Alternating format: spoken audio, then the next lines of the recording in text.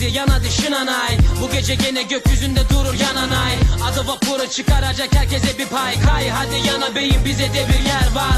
Sokaklar çok dar, bizdeki yan çarptı, fonda biz hep var. Kuraklık kulak ağrıdı, Müslümanı Yahudisi ve Rumu karışır. Adı vapuru yanaşır, kızım sen hep ters sar. Biz 300 kameranın kapısında durduk, İhtiyarı veremez, sporcusu ve delisi. Biz de bu gemideyiz, cafcaflı bayraklar. Bulamadık bu geminin en iyi yeri neresi?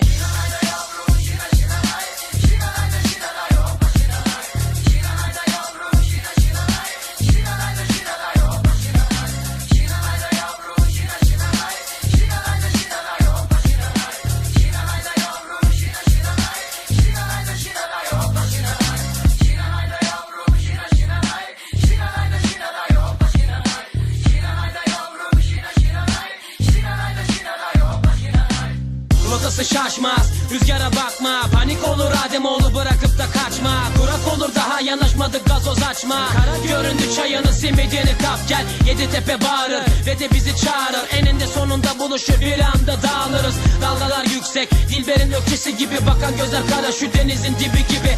Herkes göz göze, kol kola, diz dize. Bu gemi bize gelir, buradan size.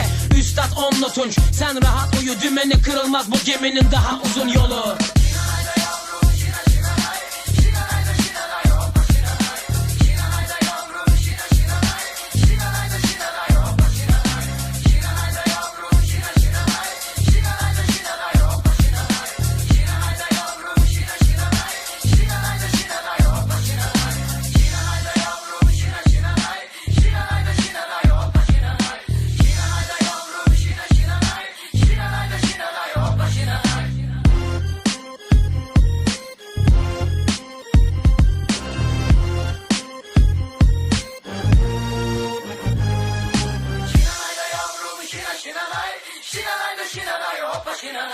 Şinanay da yavrum şinanay, şinanay da şinanay hoppa şinanay, şinanay da yavrum.